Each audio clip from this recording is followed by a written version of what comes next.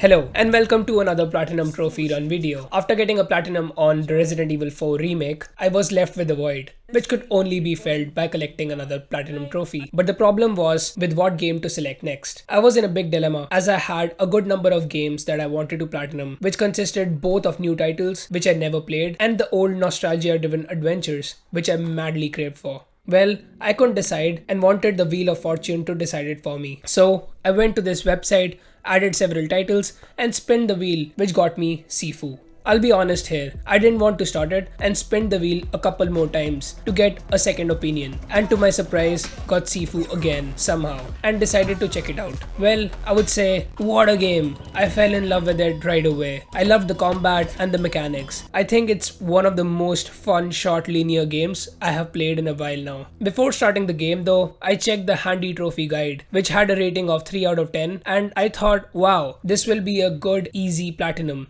and boy was I wrong. You see, I also found out that 3 out of 10 rating was if you played the game on easy mode, which was added later to the game, and the original experience was a good 6 out of 10 difficulty level. So me being a challenge lover and all said why not, and went for the original difficulty. The game starts with a flashback from 8 years ago, with us playing as this random cool looking guy called Yang, entering a dojo with his gang and beating the fuck out of everyone.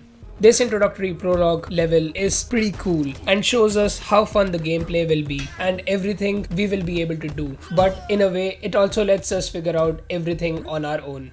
Yang challenges his Sifu, who's protecting something, and a certain someone. This first boss fight against the OG Sifu was pretty challenging, but luckily we don't have a health bar in this level, so we can't die. Yay. After getting crushed by the Sifu for a good while, we defeat him and send him to the next dimension, which unlocks our first trophy. Yang finds both the certain something and someone, and the game gives us an option to pick between a male or a female character. I went with the male as I wanted to see that awesome beard later on when I'm old.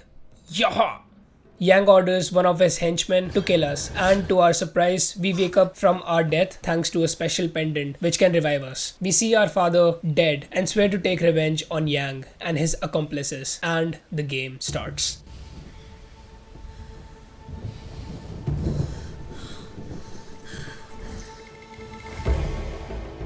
I loved this intro section where the game teaches us some basic moves and also shows us all the bosses that we'll have to face on later with that epic music.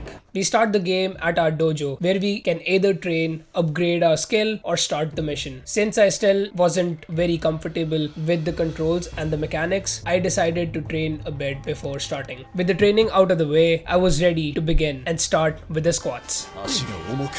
I meant the first level squats. I went through the level beating the fuck out of everyone, dodging attacks and performing takedowns. When I came into this section and fought against a good amount of enemies, I performed 3 takedowns in a row like under 12 seconds, which unlocked lightning hands. With that trophy, I got a bit overconfident, which resulted in my first death, which made me older by 1 year. You see, this game works this way. Every time we die, our age and the death counter increases as well, so that the next time we die, the death counter gets added to our age. We can only go up to our 70s, after which it is game over. There are advantages and disadvantages of dying, as our health bar decreases as we age. However, our attack strength increases. Also, there are certain rewards and skills which can't be bought after a certain age. If you notice my age, you can tell that I died a good few times. At this point, after my most recent death, I wanted to gain a new skill, which unlocked another trophy. The skills purchased are lost after a run and need to be repurchased unless we have unlocked them permanently. The game also has these jade statues which give us a reward which can be carried over to the next level unless you die. After dying a good number of times, I finally reached the main boss of this level, Fahar, aka the botanist, who killed us when we were young. This fight was pretty interesting, but I managed to beat him and make it to phase 2 with only 1 death. At this point, for some reason, the game bugged out on me and he just won't move. Well, it was a good intro to the game and I was confident that I could make it to him again at a younger age. So I decided to restart the whole level. I threw a bottle on one of the enemies' face, which unlocked street fighting. After that, I made it till Fahar again with only one death and thought I could take him without dying. As usual, I was wrong and I died a couple of times but beat him and got a shining trophy. At age 25, I started the second level. This level is gold. The theme, the music, mwah. The difficulty from here increases and I found my ass getting kicked quite a bit in this level. I gave up after playing a good bit as I was already 43. I wanted to learn the enemy patterns a bit more, and before returning, when I actually noticed a trophy which requires us to beat the game under the age of 25 and another for under 50, I decided right away I'll try and get this on my first run. So I restarted the level, and got the trophy for jumping the fence. This run went smoothly at first, but I got killed a couple of times and somehow managed to get a score of 10,000 plus, which got me another trophy. I know that I won't be able to beat Fahar without dying even once, which would negate this run anyway. So I restarted again. My goal was to get better and just die only once per level, such that by the last level I would be like max 24 years old. I could see that I was getting better as I cleared the hangar fight in under a minute and 20 seconds, which got me Rumble in the Hangar.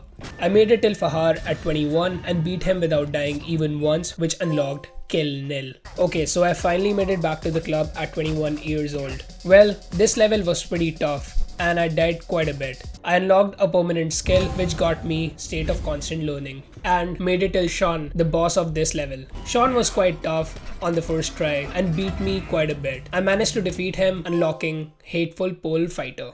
One thing which I love about this game is that it lets you train with all the enemies so that you get better at fights. I trained a bit learning Sean's moves. I was confident enough and decided to go to the club again. But first, let me take a selfie. Which unlocked Come Snap With Me. I was in the flow and threw a couple of enemies at each other like a true master, which unlocked Dance of the Praying Mantis. Also, before I forget, I would like to mention the collectibles. So every level has some clues and collectibles, and there's a trophy tied to getting all the collectibles in every mission. Some of these can also unlock shortcuts which can help with replaying the levels and finishing them quickly. With just one death in this level, I beat Sean and made it to the museum. I defeated a guard and interacted with a strange mask, which got me a trophy. After this, I enjoyed and played through the whole level. I think this was the most gorgeous looking level. I made it to the boss of this level, Kuroki, and well, see for yourself how that went.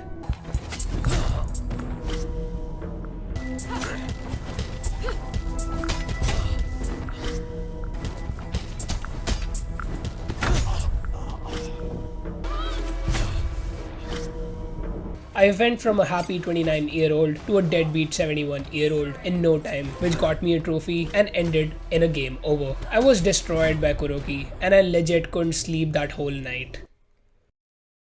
I played some motivational music, trained and meditated and decided to take on Kuroki again.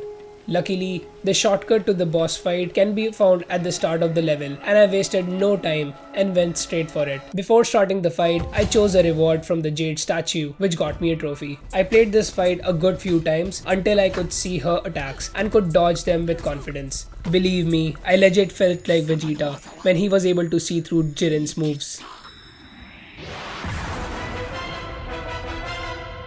I remember getting owned by her the first time we fought, and here I was repaying the favor. Like, her second phase became a child's play and I beat her, unlocking a lady's blood in the snow. We make it to the tower at 23. I think this one's my least favorite level in the game. I took a fall damage which cost me a life to save time, which unlocked a trophy. Up next, I made it till Jinfeng, the boss of this level, who again similar to Kuroki owned me.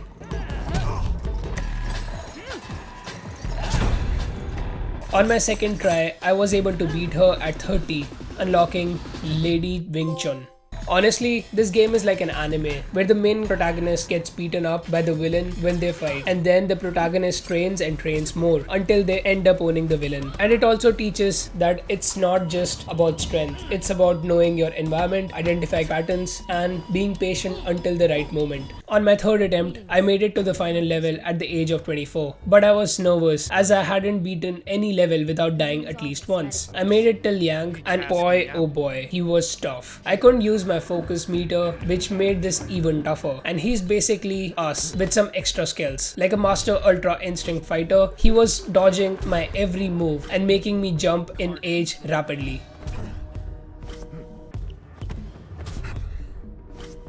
I reached 65 in no time and somehow cleared his first phase. I figured out an easy cheese strat for phase 2 but didn't have enough lives to clear it. You see, in the second phase, if you stick close to the walls, he will always perform this wall run kick which can easily be dodged, giving a punish window. I used this on my second attempt and finally beat him, unlocking Furious Fists. And with this, I cleared the game. But there was still quite a lot left to be done. I restarted the final level again and made it to the second phase at 33. But well, he was super tricky even with the cheese. I managed to beat him at 42, which unlocked Scarless. After that came a good number of attempts where I would reach to his second phase at 25, but wouldn't be able to beat him. Finally, I reached a point where I wouldn't get hit in the first stage and made it to the second phase at 24. Used my near perfect cheese strat and beat him, unlocking Prodigal Child. Okay, with that, I thought I had unlocked the toughest trophy of this game, but little did I know there would also be this ultra frustrating trophy which was about to come next. Well, before that, I replayed all the levels again to spare the bosses instead of killing them. I got all the collectibles in the first level, unlocking Detective Story. After that, I fought Fahar again. In order to spare the bosses, we need to beat them, and instead of finishing them off, wait so that they're ready to go again, and then beat them again to get the spare prompt. However, I went for the kill like 3 times in a row and couldn't control my fingers. Finally, I spared him, which unlocked Mukyan Master. I also unlocked Qi Gong Breath for unlocking Parry Impact reward through the Jade figure. Getting the spare option on Sean was really difficult as I would always deplete his health, which would result in an instant kill. Honestly, I tried this like multiple times and I just wasn't able to break his structure. During one of the runs, I chose the death counter reward from the Jade statue, unlocking Qi Gong Mind. Finally, I figured out that even blocking his attacks can break his structure, so I blocked it till the end, avoiding the surge to kill him. Finally, when I got the option to spare him, I fucked it up right away by killing him. Old habits die hard, I guess. During the next attempt, I spared him getting Tiger on Fire, and I also unlocked Drunken Fighter for collecting everything on this map. Some of these glues and collectibles are connected within different levels, so I went to the tower level, unlocking the final collectible and another trophy. After that, I started level 3, threw a guard in the water, unlocking Be Like Water My Friend. Collected everything, unlocking Martial Artist, and spared Kuroki, unlocking Source of Flying Daggers. Up next in level 4, I spared Jin Feng, unlocking Iron Money. Finally, I reached the last level again, unlocked Warriors from the Mountain for throwing a guard off the mountain and witnessed something new before fighting Yang, which was a nice touch. Sparing Yang helped me attain the true WUDE and another shining trophy. Okay, so now only a handful of trophies remained in my way. Sword Stained with Blood, Kung Fu Tussle, the 36th Chamber of Kung Fu, the Pit Protector, Healing Memory, Master of Phoenix Eye Fist, Ferocity, Speed, Accuracy and Strength. I quickly unlocked and used the sword's one-shot ability to kill an enemy, unlocking Sword Stained with Blood. Then on the same level, I sweeped 3 enemies at once, unlocking Kung Fu Tussle.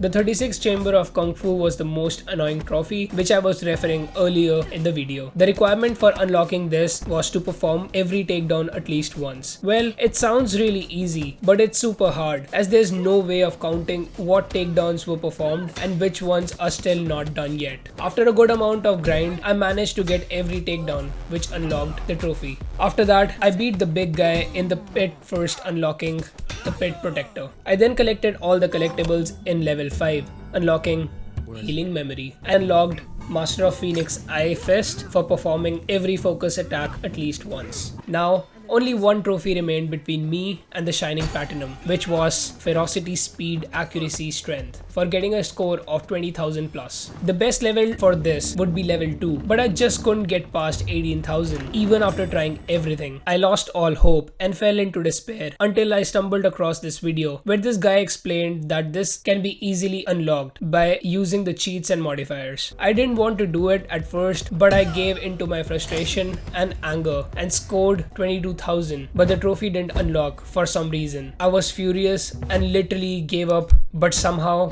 this happened. Well, that was some experience. Honestly, I loved this game quite a lot and ended up learning the true meaning of WUDE. If you stayed till here and enjoyed this video, then please hit the like button, subscribe and comment for platinum suggestions. Thank you for watching and see ya.